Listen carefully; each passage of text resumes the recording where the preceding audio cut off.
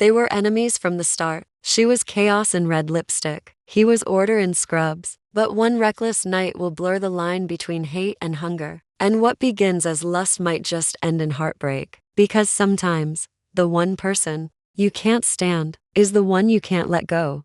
Jules Ambrose is having a spectacularly terrible day. A downpour without warning, a stinking metro delay, a failed apartment hunt. And now she's been stood up by a dating app match named Todd who, to top it off, posed with a fish in his profile picture. She's alone at the Bronze Gear, a trendy bar in DC nursing an overpriced vodka soda, until a Clark Kent lookalike sends her a drink. But Jules isn't in the mood for flirty distractions or one-night ego boosts. All she wants is to get home to Netflix and Ben & Jerry's. But fate, with a wicked sense of humor, has other plans. Enter Josh Chenkaki, gorgeous, and Jules's sworn nemesis. He slides in with his signature smirk and a voice that makes her blood boil. And for good reason. Josh is her best friend Ava's overprotective brother, the man who once tried to end their friendship, and the source of 7 years' worth of mutual venom. Their barbed exchange quickly escalates into jabs about STDs, the bar exam, and old grudges. She calls him syphilitic. He calls her a succubus.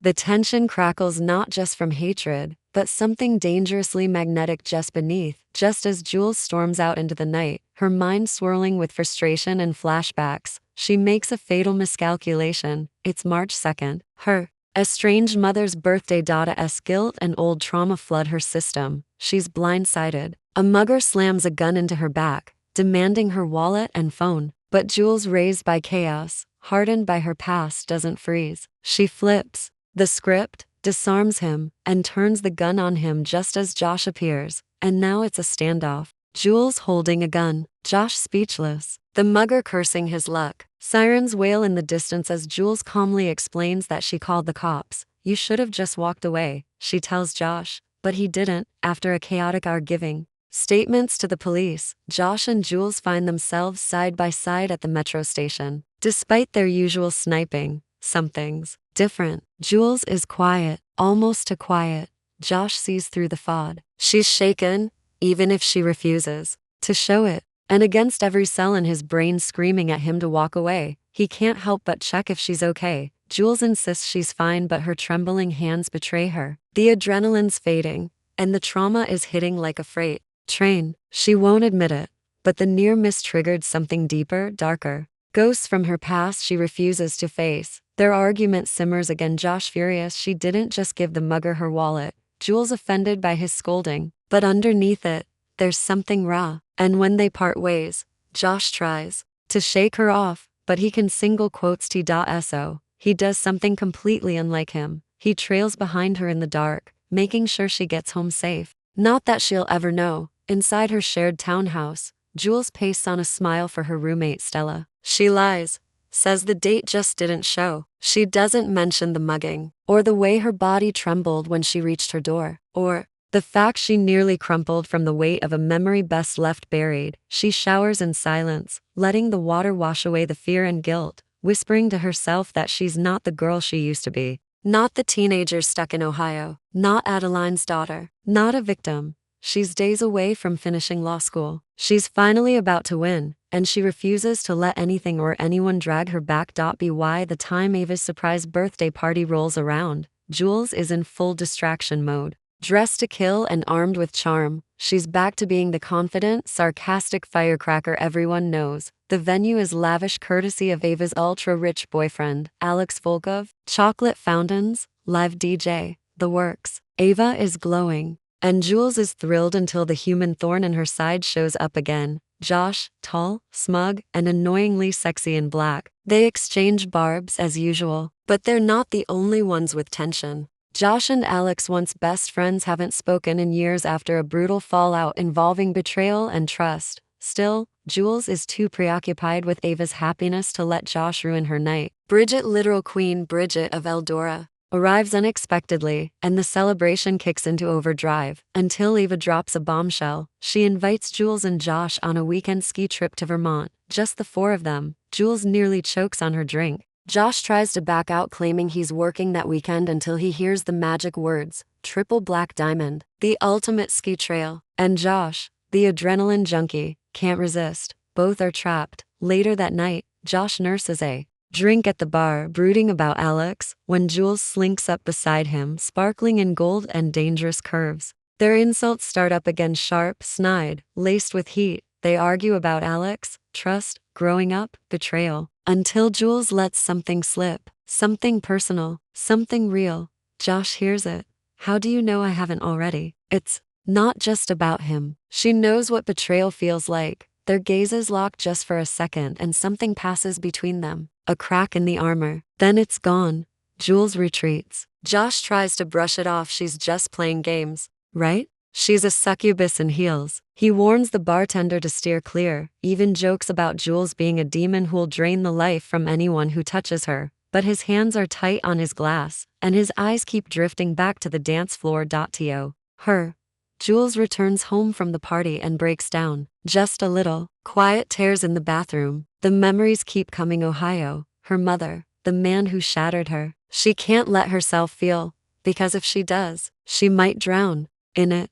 But she's so close now. So damn close to escaping the shadows. Graduation, the bar exam, her future. She repeats it like a mantra. But no matter how hard she fights, one thing is becoming terrifyingly clear. Her biggest distraction, her most dangerous temptation, isn't her past. It's Josh Chen. A mugging, a near confession, a surprise ski trip. Jules and Josh have spent years loathing each other, but now they're about to be stuck together in the snow. And the cold? That's not what's making them burn. Vermont, mountain air, powdered snow, and enough tension to suffocate a moose. Josh, Jules, Ava, and Alex arrive at the sleek, luxurious ski lodge, which Alex's friend owns. There's an open fireplace, too many bedrooms, and way too few places for Jules and Josh to hide from each other. The moment they arrive, they go back to what they do best, verbal warfare. Josh mocks her wardrobe. Jules scoffs at his ego. Ava tries to keep the peace, while Alex quietly monitors from the shadows, his patience already thinning. But something's different. The snark is charged. Each insult hits like foreplay. Every sideways glance sizzles. And neither of them is willing to acknowledge it. On the slopes, Josh is in his element: adrenaline, danger, speed. He tackles the triple black diamond trail like he was born to shred it. Jules, to her credit, doesn't back down from a challenge either, even if she's more wobbly than graceful. But at lunch, things start to slip. One accidental touch, a prolonged stare, banter that borders on flirting. Josh can't get her out of his head. Jules's mouth, her curves, her fire, it's all burning into his brain. He tells himself it's just sexual frustration. He's wrong. That night, while Ava and Alex head to bed, Jules sneaks down for a glass of wine only to find Josh already there, shirtless, brooding by the fireplace. Their banter starts instantly. She teases his abs. He mocks her fuzzy socks. Then something cracks. He calls her out on the barbs, the flirting, the way she always pushes people away. She fires back, accusing him of being emotionally constipated and judgmental. They stand inches apart, breathing hard, glaring, seething. And then it happens. They kiss, hard, furious, like years of hatred are exploding into something much hotter. And when Josh lifts her onto the kitchen counter and drags his mouth down her throat, there's no turning back. Clothes come off. Resentment turns ravenous. And the night erupts into a storm of lust, moans, and broken rules. What started as loathing combusts into something far more dangerous. The next morning, neither one wants to talk about what happened, but the tension hasn't dissipated. In fact, it's worse. And when Josh proposes a solution, something reckless and inevitable, Jules doesn't hesitate. And enemies with benefits arrangement. No feelings, no jealousy, no strings, just sex. Simple, right? They agree on the rules. No telling Ava. No sleepovers. No catching feelings. No exceptions. It's supposed to be temporary. A way to get it out of their systems. But the way Josh watches her across the ski lodge, the way Jules reacts when he touches her, nothing about this is simple. They return to DC pretending like nothing happened. To the world, they're still frenemies. To Ava, everything's normal. But behind closed doors, they're burning up sheets, sneaking glances, and spiraling deeper into something neither of them can define. Josh schedules his hookups between shifts at the hospital. Jules schedules hers between bar prep and late night stress. Each time, they swear it's the last. It never is. And in the quiet moments when he touches her like she's breakable, or she laughs at something only he would say the lines blur even more. Josh receives another letter from him. Michael, his father, the man who destroyed their family, who wrote to him from prison every month like he still had a right to be heard. Josh keeps them in a drawer, unopened, but their presence haunts him like a shadow. He's drowning in guilt, anger, and unanswered questions, and he won't let anyone in, not even Jules, but she notices. The distant stares, the late night runs, the moments he shuts down completely. She doesn't cry, not yet. Meanwhile, Jules is balancing on a knife's edge. Law school is ending.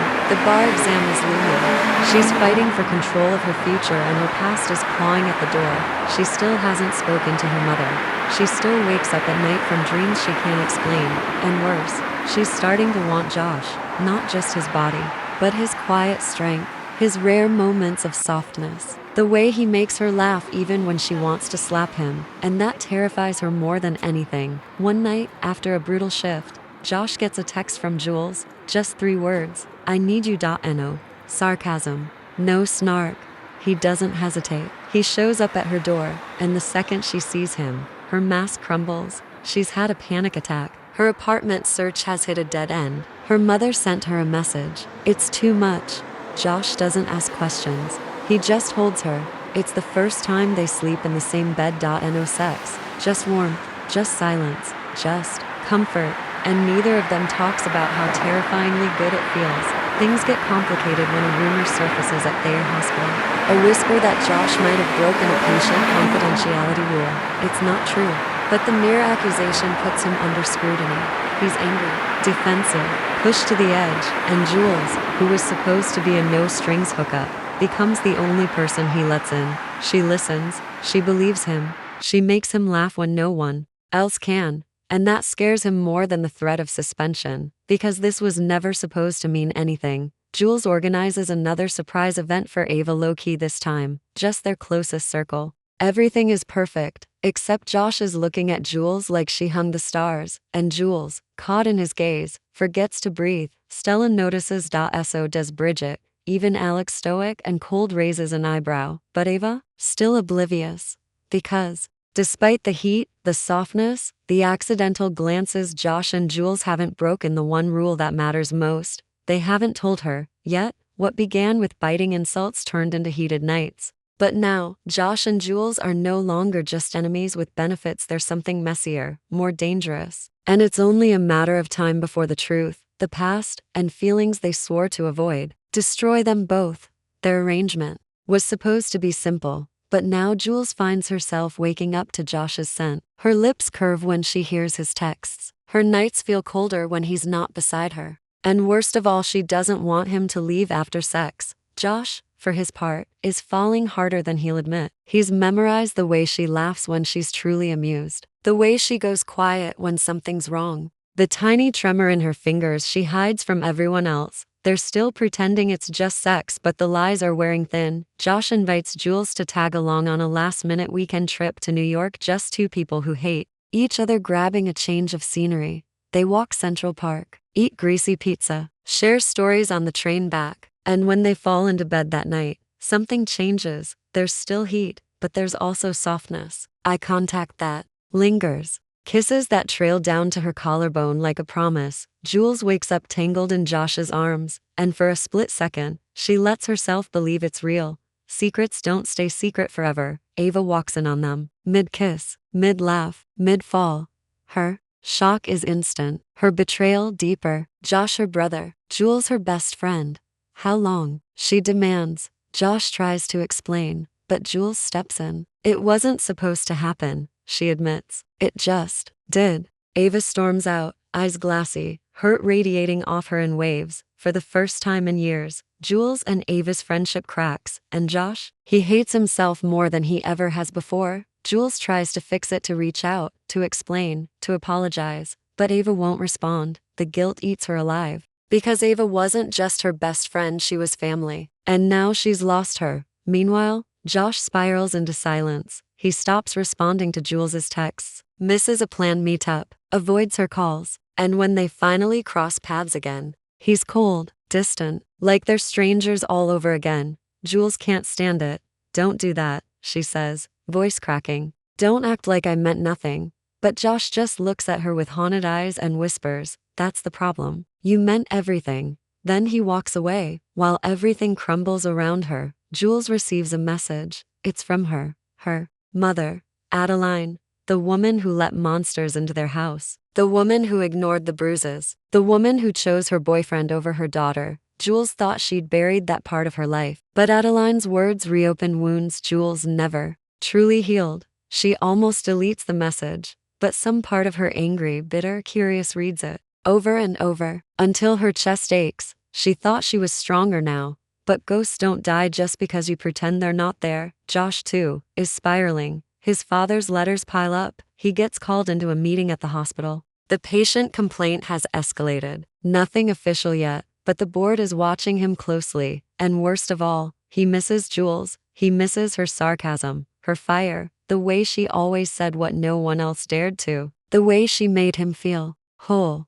But he pushed her away, to protect her, to punish himself. He doesn't know which anymore. One night, after a particularly long shift, he finds himself outside her apartment. He doesn't go in, just stands there, then walks away. Stella corners Jules one morning, arms crossed. I know what happened, she says. With Josh, with Ava, with everything. Jules opens her mouth to explain, but Stella holds up a hand. I'm not judging, she says. But don't lie to yourself, Jules. This isn't just about Ava. You're pushing everyone away, including him. Jules tries to deny it, but she can't, because deep down, she knows it's true. She's falling for Josh Chen, and that scares her more than anything her past ever could. They cross paths at Thayer Hospital again. He's with Clara, his nurse friend. Jules feels a jolt of something ugly, jealousy, regret. Josh catches her watching. Later, he corners her in a stairwell. You miss me? He asks, teasing. Jules glares. You ghosted me. I know. There's a beat of silence. Then, I didn't know how to handle it, he admits. You, us. His voice is low. You scare the hell out of me, Jules. Why? Because when I'm with you, I feel everything. It's the closest he's ever come to saying I love you. But Jules, terrified, walks away. Josh finally opens the latest letter from his father, and what he reads rocks him to his core. Michael writes about the past, about regrets, about how proud he is of Josh becoming a doctor. He says he knows he was a terrible father, that he doesn't expect forgiveness, that he just wanted Josh to know. He's sorry. It shouldn't matter, but it does. Josh stares at the words for hours, hands trembling. He realizes he's spent so much time running from his past, that he forgot to live in his present, and maybe, just maybe, it's not too late to start. Jules visits her mother, not out of love, but for closure. Adeline is older, colder. She tries to feign warmth, but Jules sees right through it. She confronts her, demands answers, demands truth, and when it's over, Jules walks out lighter. She's still angry,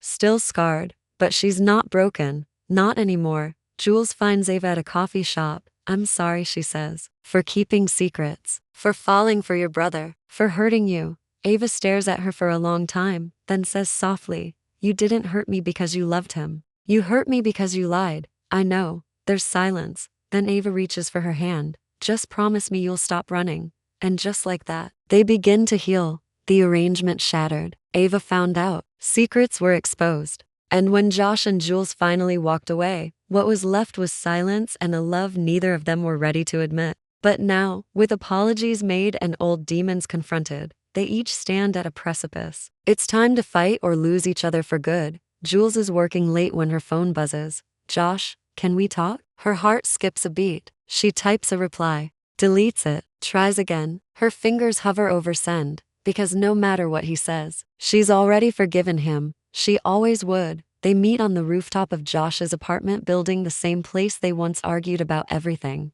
under the sun. But tonight, there's no venom, just truth. Josh doesn't waste time. I pushed you away because I didn't think I deserved you, he says. But that wasn't fair to either of us. He talks about his father's letter, his guilt, his fear.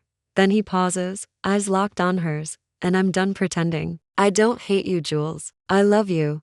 Jules goes still, then soft broken, real she whispers, I love you too. No more rules. And no more secrets. Just love. They don't fall back into bed that night, they fall into them. Josh walks her home, fingers laced with hers. They talk until about Ava, med school, her upcoming bar exam, what happens next. There's still tension, but now it's wrapped in softness, in safety. It's not perfect, but it's real. Ava forgives them truly this time. She and Jules slowly stitch their friendship back together. They grab coffee, talk about the past few months, and laugh like they used to. She gives Josh a hard time, of course. Break her heart and I break your face. But there's warmth behind her threat, and when Alex nods approvingly in Josh's direction later that day, it feels like a closing of a chapter. The bridge between them isn't fully rebuilt, but it no longer stands in flames. Jules takes the bar exam, 3 brutal days, countless hours, 0 sleep. Josh waits for her every day after, his presence a quiet comfort. He brings her food, rubs her shoulders, stays up with her when she can't turn her brain off. When the results come out weeks later, she stares at the screen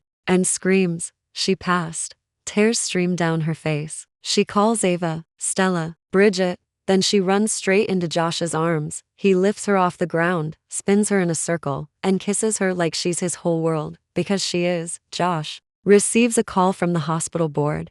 The investigation against him dropped. He's cleared, vindicated, but instead of celebrating, he finds himself still restless. He walks the halls, listens to the beeps and shouts, watches patients come and go, and for the first time, he wonders, is this it? That night, over dinner, he asks Jules, do you ever feel like you're chasing something and you're not even sure it's what you want anymore? She nods, then she says, you don't have to have it all figured out right now. And just like that, he breathes easier. Josh finally writes a letter to his father. He doesn't know if he'll send it, but he writes it anyway. He writes about Ava, about becoming a doctor, about Jules, about anger and forgiveness and fear. He doesn't forgive Michael. Not completely, but he's done letting the past dictate his future, and that feels like freedom. Jules and Josh finally go public. A tea brunch. They sit beside each other, hold hands, steal kisses. Stella gasps. Ava chokes on her mimosa. Bridget smirks knowingly, and Josh, he wraps an arm around Jules's waist and says, what can I say? She wore me down. Jules rolls her eyes. You're obsessed with me, only a little. And as laughter fills the air, Jules realizes something. She's happy, not pretending, not pushing people away, not surviving, just happy. They return to Vermont, not for a party, just the two of them. A cabin, a weekend. They ski. They fight over who makes the better hot chocolate. They cuddle by the fire, and one night, Josh pulls out a small velvet box. Jules's heart stops. He opens it and inside is a simple gold pendant. I'm not proposing, he says with a grin, yet, but I wanted you to have this. For all the times I tried to push you away when what I really wanted was to pull you closer. Jules blinks back tears. She says yes. To the necklace. To him. To them. Months have passed. Jules has settled into her new job as a junior associate at the prestigious firm she dreamed of. Long hours, high-stakes cases, the kind of legal career she once thought impossible. Josh is deep into his residency, the long shifts and emergency adrenaline still thrilling. But he's changed too. There's more balance now. Less chasing, more living. There's still them sharp-witted, bantering, occasionally bickering, but now it's rooted in love. There are lazy Sundays, shared takeout dinners, forehead kisses between emails and rounds, and through it all, one thing is clear, they are each other's calm after the storm. Ava and Jules are closer than ever. The scar of their temporary fallout remains, but it's healed. A reminder of how fragile even the strongest bonds can be when honesty falters. Josh and Ava reconnect too, in ways that are quiet but powerful. They talk more, laugh more, and even when their shared grief surfaces, it doesn't drown them like it used to. As for Adeline, Jules never reconciles fully, not in the way mothers and daughters often do, but she lets go of the anger, the resentment, the weight. Some wounds don't need to be reopened, only accepted as part of the story. They're at a charity gala for the hospital. Josh is wearing a sharp navy suit. Jules is in emerald green, her signature color. They bicker over whether the chocolate mousse is better than the Carmi Brilli. Then as she reaches for her wine, Josh drops to one knee. Jules freezes. You said you weren't proposing yet. I lied, he grins. It's kind of my thing. In his hand, a simple ring. Elegant, timeless, just like her.